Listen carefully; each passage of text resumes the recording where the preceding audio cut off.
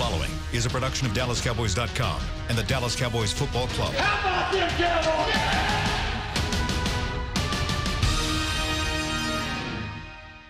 This is Talkin Cowboys.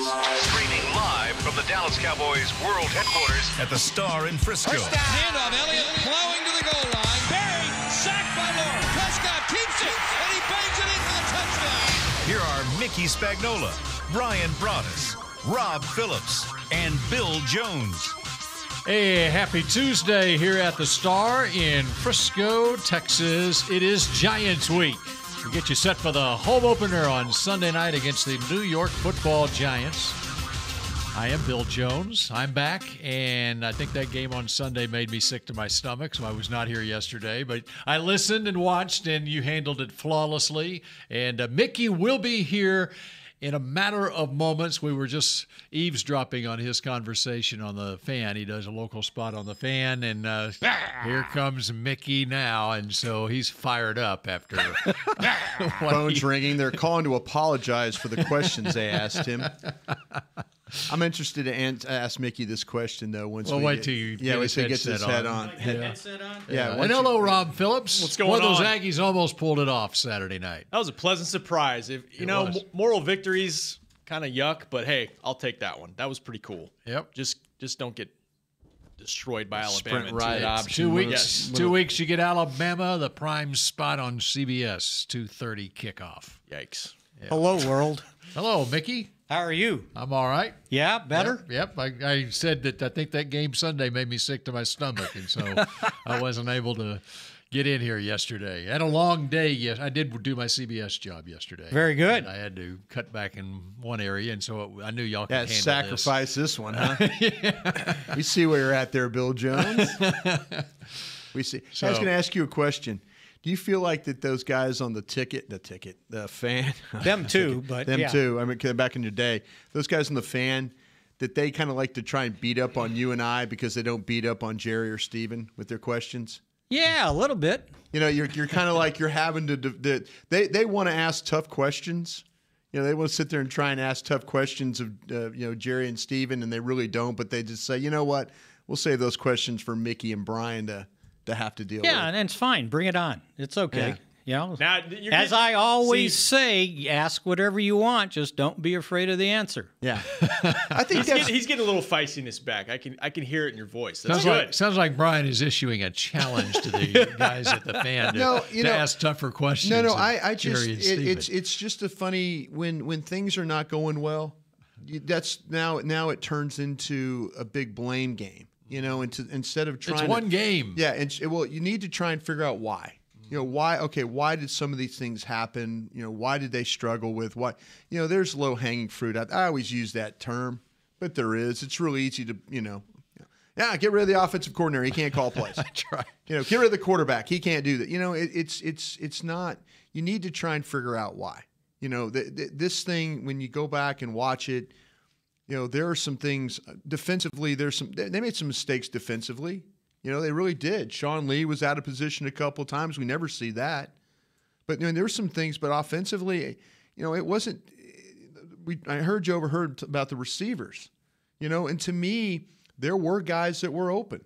There were guys that they had opportunities to make some plays. We talk about second half adjustments. Defensively, they kept Luke Kuechly out of killing him in the second half by spreading out. That's an adjustment. What did they do? They ran the ball better. That was an adjustment. Kept Cam from killing him, running the ball. Yeah. So, you know, when you start talking about a team doesn't make adjustments and they don't do this and don't do that, well, they made some adjustments. Some things did improve for them in the second half of that football game. They didn't execute well enough to win the game. That's the biggest problem in my eyes. But I'm watching the film and I'm sitting there going, wow, that play was designed. Bunch formation, 3rd and 3 was designed to get Cole Beasley the ball. Who was open on the play? Cole Beasley was open on the play. Whoa, wait a minute. Zeke Elliott, you shouldn't have tried to cut Shaq Thompson in front of Dak Prescott. What happens then is he gets cut, he's on the ground, he pops up, now he's on Prescott. Prescott doesn't, if he takes him on square, that's execution. That's an executing a play right there. Zeke's responsibility was to pick up Shaq Thompson on the blitz. and he picked him up, but he went low. He cut him, and then the guy popped up. So now the front of the pocket's not clean, and Prescott has to go away because he's thinking third down. But they designed a play to run to give Cole Beasley the opportunity to make a play, and it cleared. The play cleared.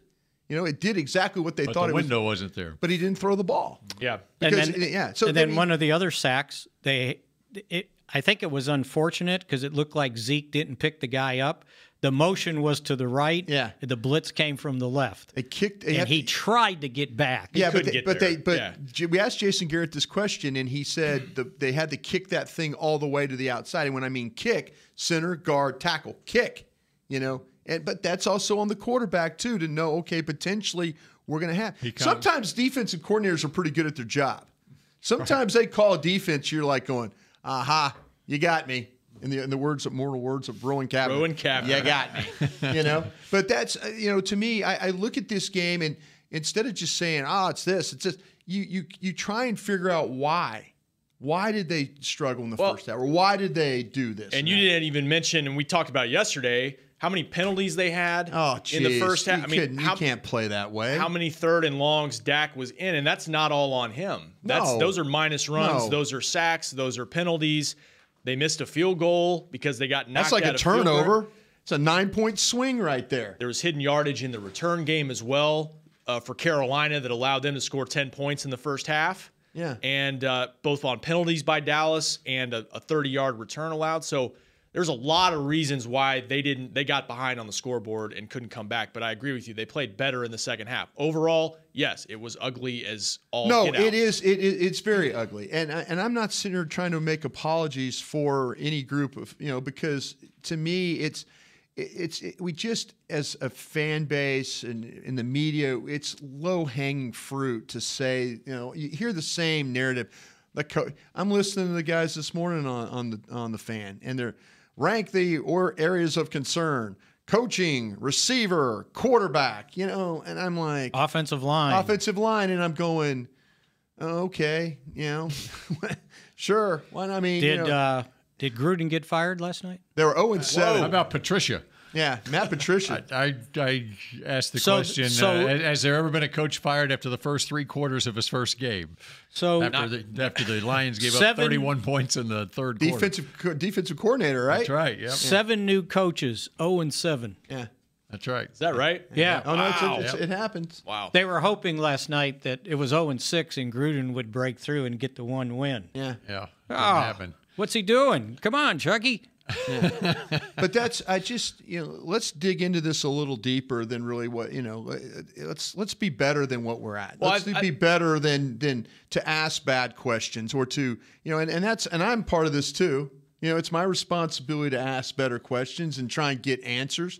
That's what this is all about. It's not about just picking at the low-hanging fruit all day. Be better at trying to figure things out. No, you nailed it. You got to find out the reasons why. And it is one game, but there is cause for, if you don't want to say concern, then discussion on. I'm always up for discussion. Offensively, especially. I'm always up for discussion. Because if you go back, this has been an issue off and on really since last November. Now, albeit with a different cast offensively largely, they have had trouble sustaining drives with and without Zeke in the lineup and scoring points. And and Jason spoke to this yesterday in the press conference talking about getting answers. But He said they've got to find things that they can get to offensively that they know will work. What's the key little phrase he used? Givens. Yeah.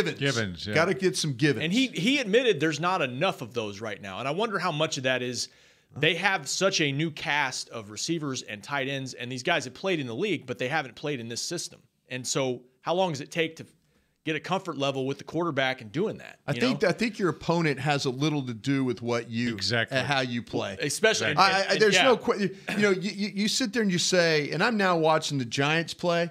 I watched the Giants in Jacksonville a little bit. That was a tough opponent for them. Jacksonville's a tough team to move the ball on, and they're trying like hell to get the ball to Beckham. They're trying to hand the ball to Barkley. He's got nowhere to go.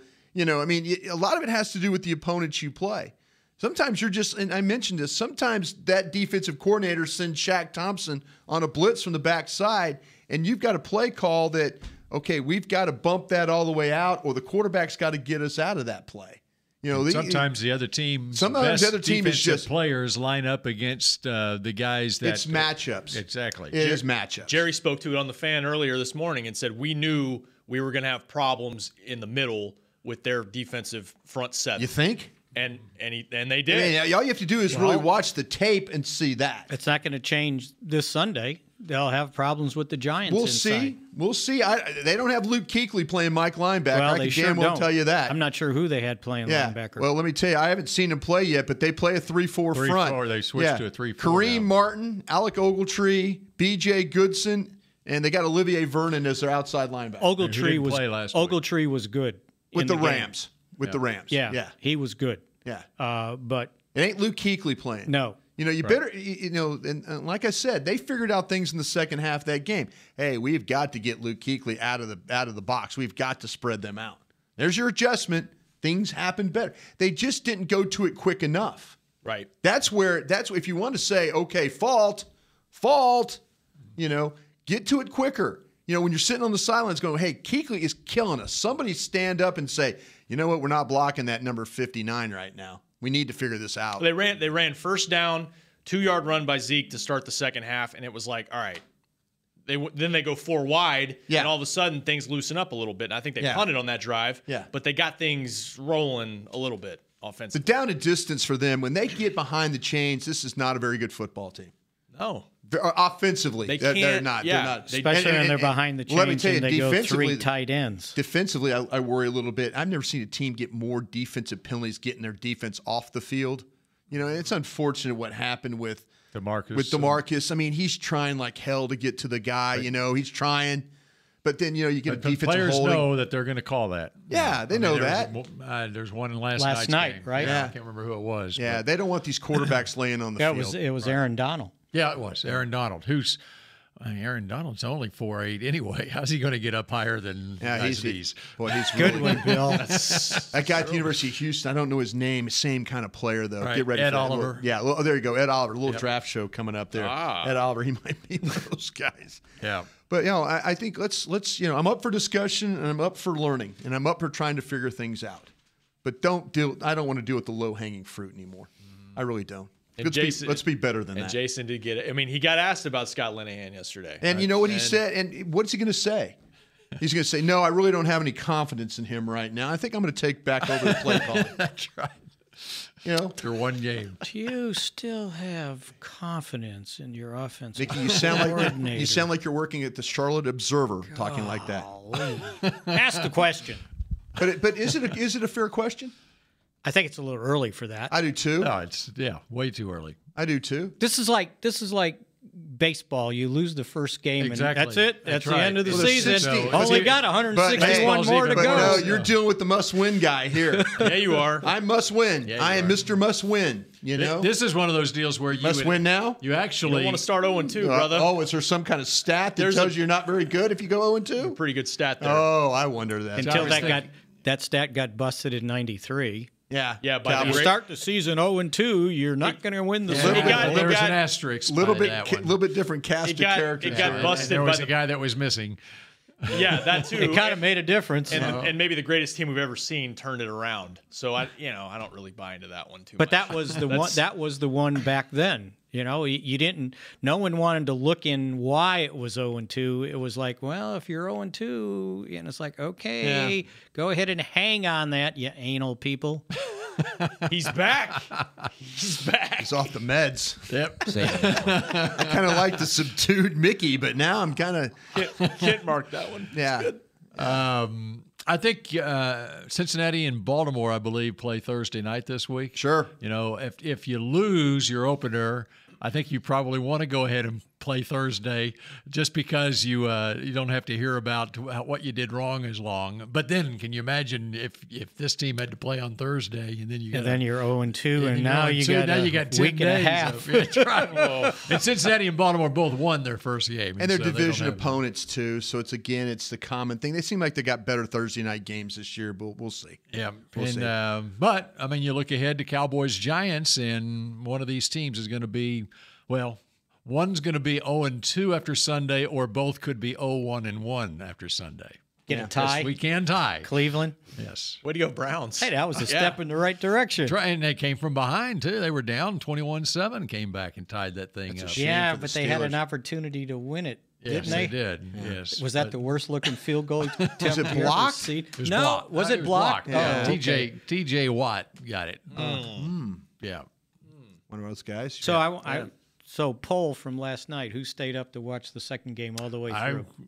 I was up. But you were working. I worked, and then I got home about 11:30, and I kept the TV on as I'm lying in bed. My wife is not at the house because she is with my daughter, who just gave birth to her second son last week. Well, congratulations. So Paul. for the first time in a long time, I'm able to lay in bed with the TV on because she normally goes to bed like by 9:30. So you guys, These are things. How about this? So far, Did we've you learned. make it? No, I heck turned it no, off no. after I'm Carr- 54 years old. I'm not going to stay up that late. I turned it off after Carr threw that pick in the end zone. One of 3, I believe, last night. Not a good night for Well, him. I tell you what, there's a guy that they gave a lot of money to right there. That's not exactly lighting things up. You know? So you watched. I made it to halftime. So what do you think of Witten? I heard everybody picking on him. I mean, compare Witten to whoever did the first game. Wait, who's picking on him? Oh, I don't even know who did the first. Was game. it Brian Greasy? Yes, Was he involved? Brian Greasy. And, Oh, was the, he? and the Okay. lady. Yeah. God, I'm sorry, I forgot her name. Moen, Yeah. Beth. Yeah. Beth Moen. yes. Yeah. Beth Moen. Yeah. who was all fired up on that first touchdown pass that Sam Darnold threw. I mean, You mean the interception, the pick six? No, the first touchdown Okay. pass. Well, that was a touchdown, That's too. his first NFL touchdown pass. I'm going, okay. So how about Matt Patricia? His first play as a head coach is a pick six. He's feeling real good about himself. Yeah. He's a genius. And then what happened? It was I expect they him to outscored take him that- 48-10 after take that pencil out of his ear and bust it in two. Wow. Jamming in the side of his head. But I did notice Witten got some coaching since the preseason. He was told to look into the camera, like on his on-camera shots. During the preseason, he was just looking at Tessitore, and now he was addressing the They camera. told him So that also was- to unbutton his jacket. I guess so.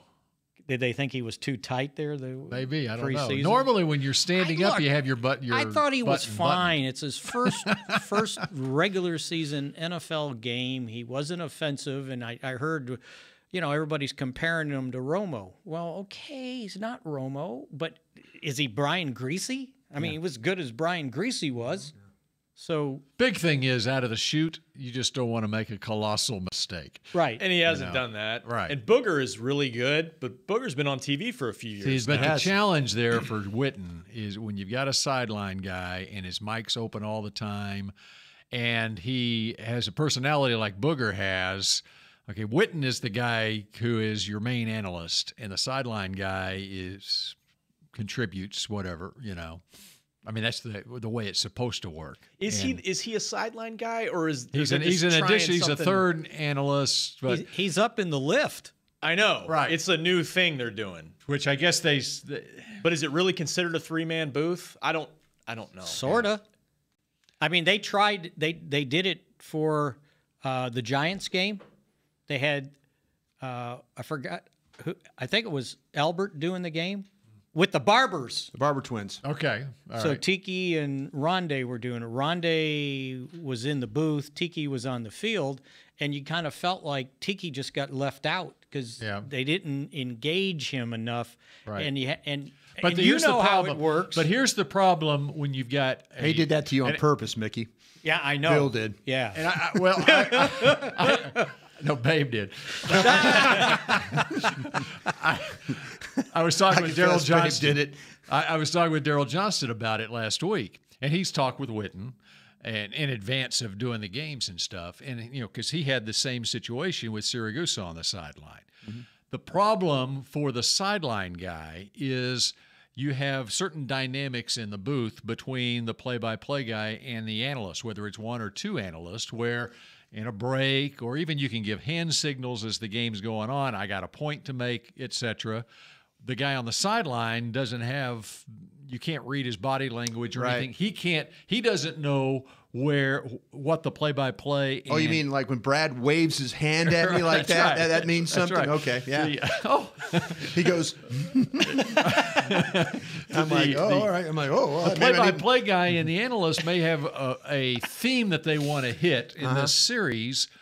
Well, they can't communicate with the sideline guy to get that message across, and then something happens, and the sideline guy, he might have a monitor, but you can be very distracted down there on the sideline because there's so much going on, and the sideline guy has to be very trained to watch his monitor and what the viewer at home is seeing, and not what he's seeing, all these 100 other things that are going on, or else you'll start talking about something that is not on camera. Yeah, and the hard part. And you can derail where the play-by-play guy and the analyst in the booth wanted to go, and the producer. And the hard part for when you're on the sideline, you actually see more. Oh, sure. And you want to get it in, but you don't Exactly. get the opportunity because no one in the booth can see you waving your hand. Well, in your when you're in the end zone. situation, you don't have a talkback button on the sideline, where you can tell the producer that there's a fight on the sideline between whoever, okay, and that way they can get the camera shot. Okay, now the ESPN, I'm not sure if Booger probably has a talkback mechanism on the sideline. I don't know if he does or not, but that's the other thing that hamstrings it for the sideline reporter. But anyway, it'll be interesting to see how that chemistry develops as the season goes on Monday Night Football. All right, we're going to get to your phone calls when Talking Cowboys continues in a moment. It can be hard to find the right resource for learning about important financial matters. You search how to build savings, you end up reading about the one weird ingredient from supermarkets that can make you taller. That's why Bank of America built BetterMoneyHabits.com, a safe little corner of the internet for answering your financial questions. Full of simple videos and tips, Better Money Habits can show you how to make the most of your money without resorting to random searches that always seem to lead to unbelievable photos of childhood stars grown up. To learn more, visit BetterMoneyHabits.com. I definitely have an Instagram foodie thing, but the low-light camera on my new Samsung Galaxy S9 from AT&T is getting me a whole new world of likes and shares. Baskets of bread by candlelight, colorful fruit plates in full sun. Even a dimly lit Cobb salad was recently hailed as a masterpiece. Come in now and ask how to get half off the new Samsung Galaxy S9 from AT&T. AT&T, more for your thing. That's our thing. Limited time only. See store for details or att.com/Samsung50. The dual aperture supports f1.5 mode and f2.4 mode. Dual aperture is installed on the rear camera. Oh, I am craving a Dr. Pepper. I got some soda. I asked not for soda. I asked for ice-cold, craveable Dr. Pepper. Its flavor is more one-of-a-kind than a four-toed sloth with a thirst for speed. So stop settling for soda and start demanding Dr. Pepper. I love sloths. When you crave a Dr. Pepper, nothing else will do. Grab an ice-cold 20-ounce Dr. Pepper today. Dr. Pepper, the one you crave. To work this big land, you need equipment with values rooted as deep in Texas soil as you are. Like John Deere compact tractors with a 6-year powertrain warranty and big features that help you work less so you have more time to do what you love. John Deere was first in the Texas fields, and we're proud to be on the field as the official ag and turf equipment of the Dallas Cowboys. Find Texas-sized deals at myjohndeeredealer.com/football. Terms, conditions, exclusions, and warranty limitations apply. See dealer for details. Back to Talkin' Cowboys. Picking number 1 in the draft is a good thing, but picking your wedgies is a bad thing, so never pick again. Reach for Tommy John instead, the innovative men's underwear that has a no wedgie guarantee. Shop exclusive Cowboys underwear at TommyJohn.com/Cowboys for 20% off your first order, Mickey. You think we should model those things one day? No. Okay. Nuts? Like an undershirt, maybe. An undershirt. Yeah. Socks? Yeah, The socks are good. Socks are good. Yeah. Boxers, especially when your foot doesn't swell up. You ever seen that Seinfeld where Kramer's the Calvin Klein model? That's what I imagine it being like. George Costanza doing the posing in his boxer shorts. Especially me. Okay, I I'd pay withdraw to the see that. suggestion. You would pay to see it, Kent? No, you wouldn't. It would make a great segment. In Get the show. out of here. It would. It would go viral. There's no doubt about that. Bill's thinking about it over there. He's kind of I like that smiling. spot. No, I like that spot. That was a good one. I like that. That's the best one yet? Yeah, I like that one. Yeah. No, No wedgies. By the way, the blackjack spot stuff. Jack Black. I mean, that's what I meant to say, of course. That's the mine that I've been using for years. I didn't even realize the it. blue stuff. Yeah, the big blue bottle. It's great. It is good. It is good. It is really good. In fact, I just run out. Your friend's your guy to the right there. He can help you out. Oh yeah. He can help you out. You squeeze on the top of it, and it's the body wash. Somehow between I've had to take the top off. I'm down to where I'm having to pour it out instead. Somehow between last Friday and today, I can't find my body wash, so I'm going to have to reorder some. Okay, please do. I can hook you up with that at getjackblack.com. By the way, yes, absolutely. Yeah. I need to go to getjackblack.com myself. You now. are once a professional in this line of work. I don't know what's happened to you since. You've gone downhill working with this crew. That's right. What do you know about Xavier Suafilo? I need to sit down and take a look at him. Kind of liked him coming out of UCLA. Big, a heavy-duty guy. He was thick. His body type, when we've talked about maybe not as big of a guy as, say, what we had with Marcus Martin, that kind of, but he's a big, square guy. And I remember in college at UCLA, there was a lot of power in the way he played. He was a guy who was a finisher, but I haven't seen him play. I know he was at Tennessee for a while. I have to sit down and Houston. Yeah, Houston started a bunch of games. Yeah, started a ton of games, but he was a second-round pick, and I had him right there around. Thought he was probably going to be a little bit player. Didn't expect him to be a guy that's kind of bounced around now to a third team. But I felt the same way about I do him coming out of remember. I UCLA. do remember a big athletic man, and I'm going to see if that's still the case with him. I mean, there might be something wrong with him, technique-wise that we're not seeing in college or in the pros that we saw in college. So let's find out. Well, I'll do that for you. All right, let's go to Elvis in Midland. First up on Talking Cowboys. Hello, Elvis. How are we doing? Overall, very impressed by the defense. I think Chris Richard is a shining bright light to this team. Sure. The offense, very disappointed. In what way? Just to continue with execution from Okay, Dak. that'll work. That'll work. It seems like to me they want him to be a pocket passer, and he's not. Okay. It seems like in the first half he was pulling himself back when he had obvious running lanes. Which time? Well, I can't give you the exact play count, but there were several times I thought he could run when he's. Are you talking about the one? Are you talking about the one he missed downfield to Blake Jarwin? Yes, sir. That's one of them. He had Luke Kuechly standing about 7 yards from him on that run. And the way Luke Kuechly was tackling, I wouldn't have chanced that myself. But you're going ahead. And it seemed like in the second half they kind of let him loose a little bit and let him run more. There you go. But back to the continuation, I think we got a bigger problem on our hands from the points that they scored last year, with the exception of the Washington and New York Giants game. They scored 9, 6, 10, 20, 12, and 6 points. Okay. Where are you pointing that? Say again, please. Where are you pointing that?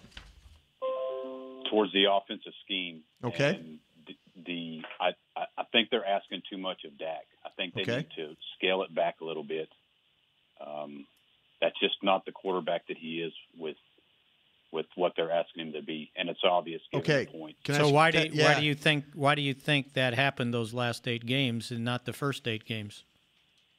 But because they can't overcome injuries, and it just kills Dak. It kills everything. So like when you can't protect your quarterback, the quarterback doesn't perform well. That's what happened. Yeah, he wasn't protected and he didn't perform well. But why can't this team overcome one single injury? Well, okay, I'm gonna focus on something else if I could. And we talk about the quarterback scaling it back. The argument that everybody has here is it's already too scaled back. It's too scaled back as it is. So now people are saying, no, there's not enough creativity here. There's not enough, flair to the offense. But my friend, you just asked me to scale this thing back to try and help Dak. Are we going the wrong way there then? No, I think it's too much for what he's capable of. He's not an accurate quarterback. He's just simply not. So how do you figure he completed over like 67% of his passes his rookie year? Yeah, but because it was simple. It was dink and dunk Dak style. Let him run a lot. And I said his accuracy. I didn't say about running. I said his accuracy was over 67%. He had one of the highest quarterback ratings of any rookie in the history of the NFL. That means you're completing passes. And you know what? You can make the numbers look any way you want. I think his numbers were comparable to Cam Newton's Sunday. They were just a point or two under. Cam Newton, they won. Won. They won. Yeah. And he fails the eye test. It simply does. But Cam did? Pretty much. Did Cam fail the eye test? Absolutely not. Look how he ran, and look how dominant it was. Yeah, okay, that's the running part of it. Too. That's the running part of it. They didn't get much going in the passing game either. How many points did they score? 16, right? 18, because our defense was dominant. It was dominant. Well, maybe Carolina's defense was dominant. Yeah. Cam's been in the league way longer, too. More experience. Yeah. Okay, well, let the guy run. He's not. He can't pass it very good. He's not accurate. Utilize what he has. Strength and size, just like Cam. Cam's a terrible passer also. Okay. But he runs. This should have been your argument right off the bat, sir. This should have been your argument right off the bat. If there you go. That's that. Now we got to it. The reason why he thinks the offense would be better if Dak Prescott ran the football. He ran Mississippi State's offense. If you have some of those read option runs that they had the other day. And they had some. And they have it built in. You know what? I don't disagree with him on that. How many times did they score 30 points the first 8 games of the season last year? How many they did, Mickey? I know you had that number off the top of your head. Well, I know 2 because they lost both of them. Kansas City game was the best game I ever saw them play. I want to say they were 3, really, really good. At least 3, maybe 4. I'm not trying to make fun of the guy. I'm just saying we're all trying to just get to the bottom of the thing.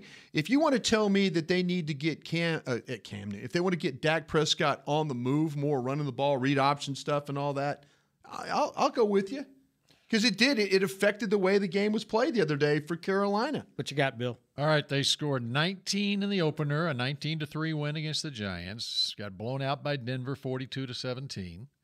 Beat Arizona 28-17. 28 counts, almost 30. Rams 35-30 loss. Okay. Green Bay 35-31 loss. At San Francisco 40-10. That's a win. At Washington 33-19. It's another win. Kansas City 28-17. That's the last time we've seen this offense look the way it needs to look. Yeah. So second half of the year. 6 of 8 games were 28 points or more. Second half of the year, they had back-to-back 30-point games without Zeke against Washington and at the Giants, 38-14 and 30-10. Yeah. So, which I don't hear anybody talking about that. So no. He's not accurate. I think you know what, to me, there's a time where 19 of 29 with Dak Prescott was winning football games. That was with Romo. It was like that too. Yeah. If he was 20 out of 30, usually that was a win. If he had to throw the ball, Dak had to throw the ball more than 30 times a game, they were going to lose. That's the winning formula, basically 20 out of 30, but the yardage is up. I think the dude was running for 130 yards. And that's the difference is Zeke gets 15 carries in this game. Zeke needs 25 carries for 120-something yards plus. And then you got some balance back. They didn't have it. And a lot of it was self-inflicted. Yeah. And second and 20, second and 17, second and 17, third and 11. Yeah. You're not running the football. That's what you need. That's why they drafted Connor Williams, because they need to get that running game back rolling as the foundation, and they need to protect Dak. And he didn't get protected well enough at times either in this game. No. But as Brian has said, he had missed some throws. And I don't know. I think he had some shots. Does he start pressing a little bit when they're behind the chains and maybe he's not getting protected as well? And I don't know. He just misses something or he forces something. He doesn't need Lyle Collins holding on the final drive trying to go get points. Yeah. And he didn't throw 4 interceptions. Yeah. Highland Park. Yeah. What? People don't know Highland Park, Mickey. You need to explain that. Matthew Stafford. Matthew Stafford. Oh, yeah, okay. I didn't watch the game. And what happens is when you're struggling, like every quarterback misses passes. They don't hit them all. But when you're struggling and you miss one, then it's magnified. It's like, the look pass, at that. the pass, maybe the worst pass he threw in the game the other day was the one that they didn't hit with Gallup coming across the field, because that could have been a backbreaker for Carolina, and it could have been the one thing that kind of got Dallas, going again. I mean, because that play is going to hit big. And you know what? That's going to be one of your givens. Yeah.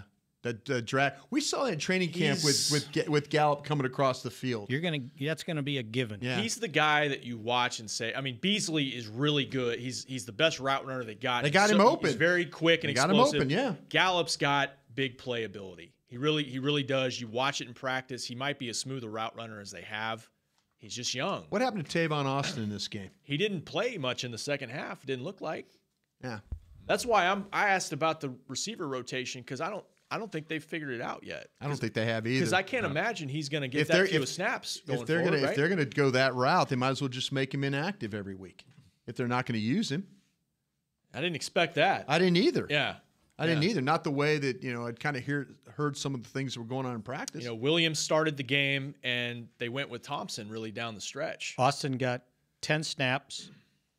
Terrence Williams, 19. Yeah. Gallup, 29. Thompson, 30. And Hearns, and this is surprising to me, 38 snaps. Yeah. Hearns? Yeah. Yeah. Beasley had 43. Need to figure it out. You're right, Rob. You asked the question yesterday. That's a lot of snaps for just not having your name called. Let me tell you this, though. It might come down to this team having to play a lot of 11 personnel. And we might see them just say, you know what, we're not going to put with who's your best athletic tight end, and just make him part of the package as far as downfield players.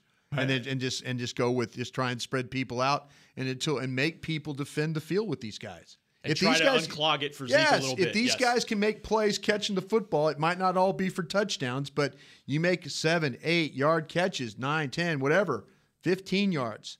Make people have to respect that on the outside, and then now start running that ball up inside when Luke Kuechly's not standing there. That's a plan. One of the what I thought was one of the humorous portions of yesterday's press conference was when Garrett was asked about the conservative offense. That's Mike Fisher. Yes, it was, and about 2 tight ends and fullback, whatever. I mean, it's just funny to me where, and what Garrett is talking about in his answer is they try to use different personnel groups. And why you do that is then the defense has to match those personnel groups, right. And that is being creative with your offense in the minds of the coaches and stuff. It was just it was so elementary on one level that 2 tight ends and a fullback, and I'm thinking it's so much more complicated than that. But you can't answer when there's a give and take there like that.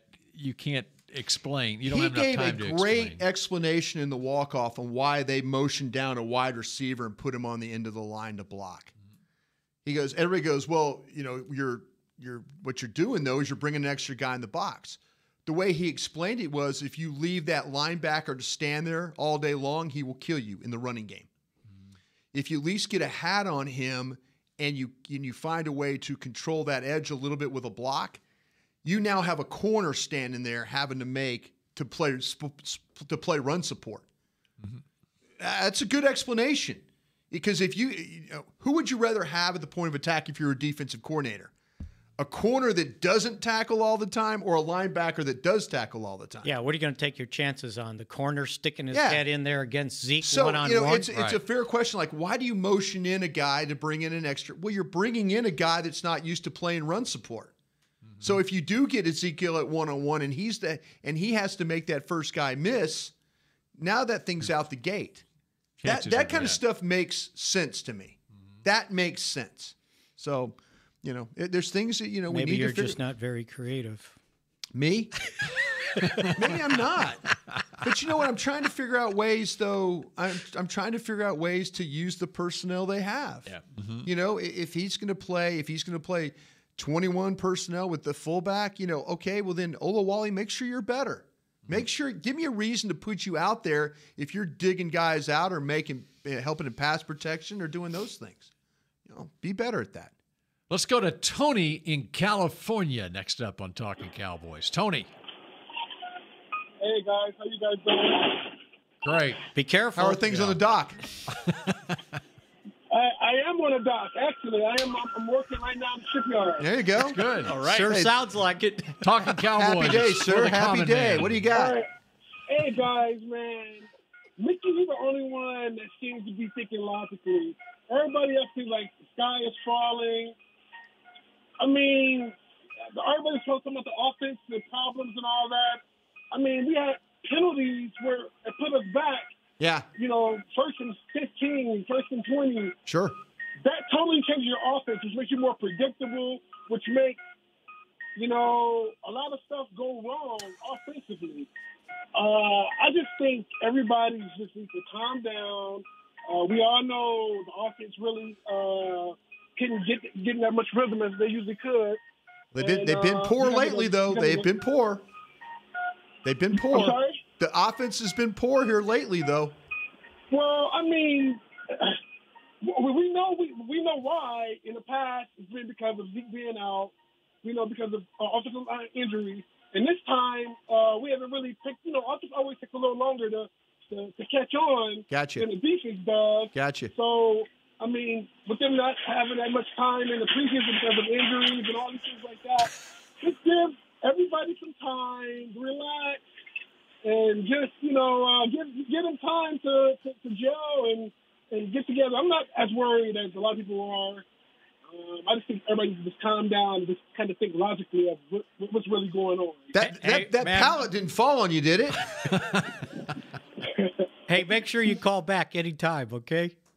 All right, guys. You guys all right. I love our From that same man. location, too. Yeah. We love the Yes. sound effects. Yes. I love it. You think the tunas were coming in or what? Sound like a piano or something, Like man. he's I think he was on the. I think he of was, the third kind or something. I thought he was on the deadliest catch there. Yeah, that's what it sounded Is that like. the Cornelia Marie right Yeah, there?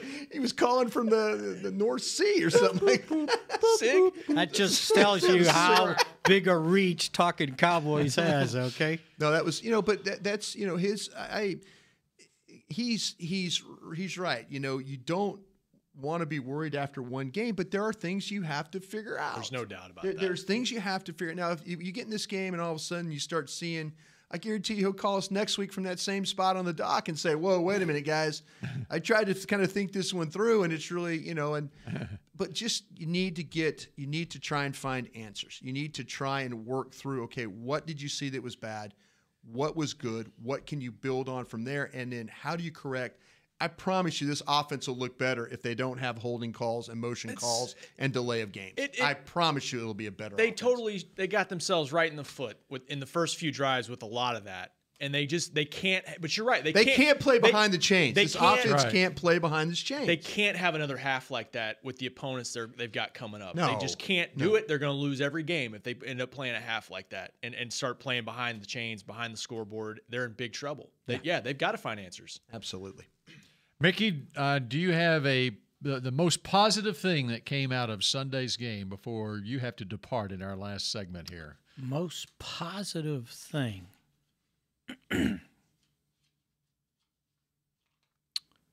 Or second most positive. It doesn't have to be the most positive. No, I thought there was this huge concern on the secondary, and you got to have Earl Thomas back there. And I think that might have been the least of their concerns. I still believe that, Mickey, in that game. but okay, I'm with you. Go ahead. No, you still think they need them. Oh, I still. Okay, that's fine. But I think you can function. They didn't substitute any without safeties in that game. Jeff Heath and Frazier Frazier the whole game. That was like a 1969 Major League Baseball game with Tom Seaver versus. Complete game. Yeah, Tom Seaver versus Bob Gibson. They went the whole way in that one. But if you want the other positive that a lot of people were asking in the offseason, is DeMarcus Lawrence for real? Sure. He's for real. Okay, 7 tackles. sack, forced fumble, recovered fumble, 3 tackles for a loss.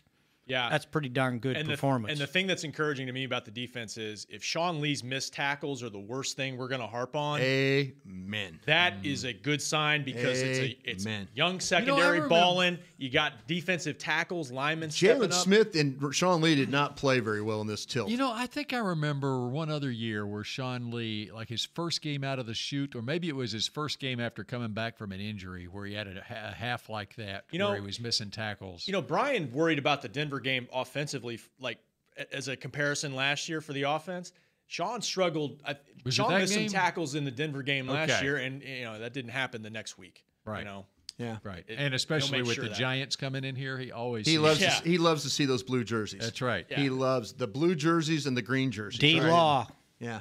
And by the way, D-Law last night was at Main Event Frisco giving out bicycles and backpacks to a bunch of kids from the Boys and Girls Club of Collin County. Is there anybody better post-game afterwards when he's dropping F-bombs? No, he's great. I mean, he's like, doesn't matter. The numbers don't matter. We didn't win. And that's the best quote on the team. That's where I think, I think you're going to see. He's grown into that. The best thing is the confidence that the defense. Mickey mentioned the secondary guys. They mentioned those guys. We talked about that they weren't going to be worried so much about the speed, but they're worried about playing the ball in the air. I think they did a great job of handling that.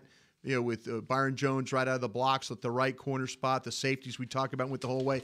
Sean Lee and Jalen Smith weren't at their absolute best, but you had a defense. You had guys. If you go back and look at Malik Collins' sack, there was the only starter that was on the field was, I believe, was Woods from that rush. Mm-hmm. So if you're getting pressure with your backup guys and getting sacks, that's a positive thing to say. That is a positive thing to say and a positive thing to see going forward. They even had 4 pass breakups. Yeah. Usually they never get their hands on the ball. Never. You know how many Carolina had? No. 0. But maybe that's because the passes were so far. I knew that was coming. That was too easy. All right, Mickey. All right. You have to take off. I need to take off. All right. I'll be back tomorrow. Okay, very good. Thanks for the warning. And here, I'll set myself up Talking here. Cowboys coming up in just a moment. Cowboys fans know that the second best of anything simply won't cut it, and your skincare should be no different. A longtime locker room favorite of the players and the official men's skincare brand of the Dallas Cowboys, Dallas-based Jack Black is the #1 best-selling men's skincare brand in the country because we make products that help guys look, smell, and feel better. Visit getjackblack.com/cowboys to get $10 off your first order of $50 or more. Jack Black. Look good, smell good, feel good. Official men's skincare brand of the Dallas Cowboys. Star Sports Tours is the only official fan travel partner of the Dallas Cowboys, offering exclusive game weekend travel packages with sideline access and photo ops with current players, alumni, and cheerleaders. That's not all, though. You'll get to talk X's and O's with Senior Director of Player Personnel Will McClay, and of course with yours truly, me, Brian Broaddus. You can trust the official fan travel partner of the Dallas Cowboys, and with us, you'll travel like a pro. Visit cowboystravel.com to book your travel package today. Before there was a draft, you could size up a cowboy by 3 simple factors: the crease in his hat, the bend of his brim, and his unbending attitude. A man Stetson didn't just protect him from what life threw at him, it projected a rugged, unstoppable spirit. Stetson hats are still American-made with pride right here in Texas. They're still the unofficial crown of all self-respecting cowboys, and Stetson is proud to be on the field with America's team. Find a retailer nearest you at stetson.com/cowboys. What does it mean to be a Dallas Cowboys fan? It means you've got the passion and the heart to do your part supporting the boys no matter what. That's why when the game's on the line, you're on your feet, whether you're at home or in the stands. Actually, you're more than a fan. You are a member of Cowboys Nation, and so is AT&T, doing their part to keep you connected to America's team all season long. AT&T is a proud member of Cowboys Nation. Back to Talkin' Cowboys. Want to use what the pros use? Jack Black is the official skincare brand of the Dallas Cowboys. Get your Jack Black Playmaker. 4 Jack Black faves plus a full-size lip balm for just $10 with free shipping. You can get this at getjackblack.com. Use code Cowboys. It's my shampoo and body wash and shaving cream. We got to we'll work with you on that, Bill. That's something tonight, though. Don't we have something going on tonight. This is our second edition of a new podcast we have right here in the Star District. It's called The Happy Hour, 6 to 7 p.m. Central. We'll carry it live right on the website. You're on it tonight, right? I'm on it. I was on last week. I was in the inaugural venture of that. Yeah, it's fun. Just, kick back, enjoy a little happy hour, and talk Cowboys. I think it'll be me, Lindsey Draper hosting, Derek and Amber, I believe, will be on tonight. So good crew. All right. Good crew. We'll have a little fun tonight. So, and where is that? If someone is in the area and wants to attend? Concrete Cowboy, right across the street. We get over there early, like 5:30 to 6. Get there early, a little pre-show. So you want to come on by and take a swing at me or something like that. You didn't like what I said.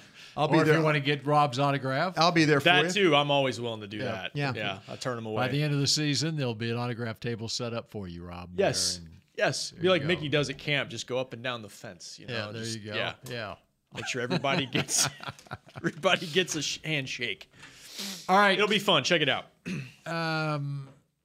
24-hour rule in the NFL. Bye. But yeah, and so yeah. Yesterday, 24 hours was up. I'm on. How difficult is it, you think, for players to get past?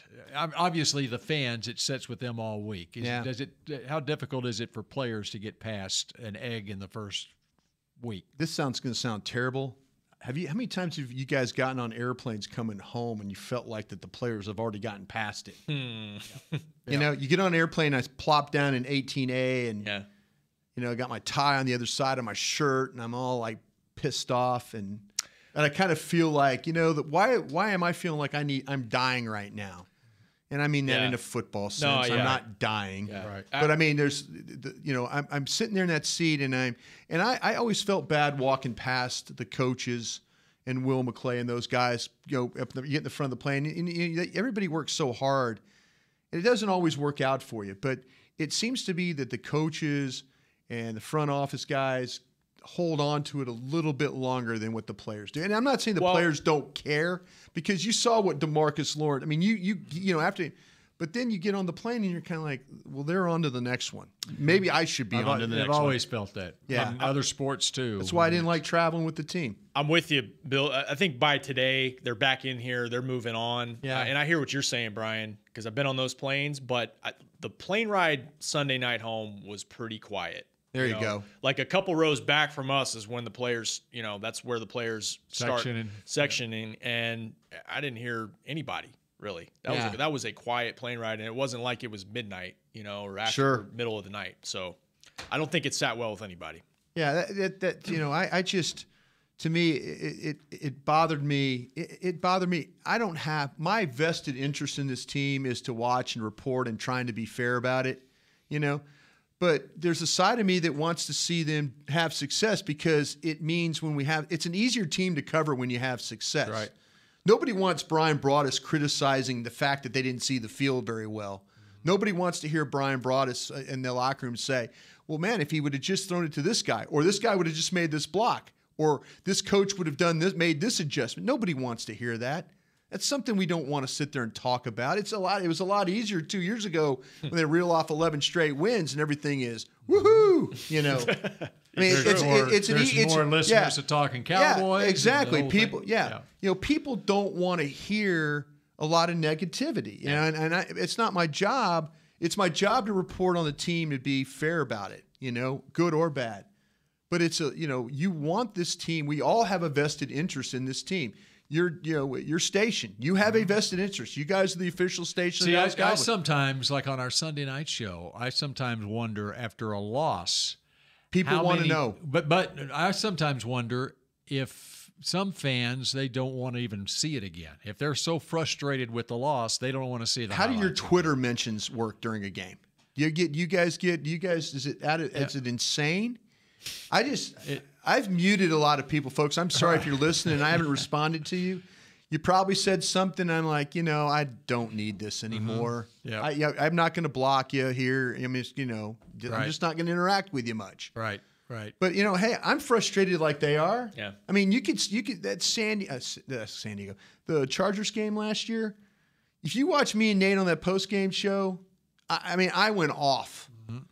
But that's I understand what fans are dealing with, but how to get over it, killed me because I look at this as I hang on to the must win, and I'm thinking I've only got 16 of these, and I just pissed one away. Well, and the other thing, it's kind of like the game of golf, though. All right, you're frustrated that last hole. Yeah. Okay, but you got to get past that and not let that hole affect hole Absolutely. number 2. Absolutely. And that's where they are right now. Yeah. And like I saw Tyrone Crawford and DeMarcus Lawrence out at main event at DeMarcus's deal last night.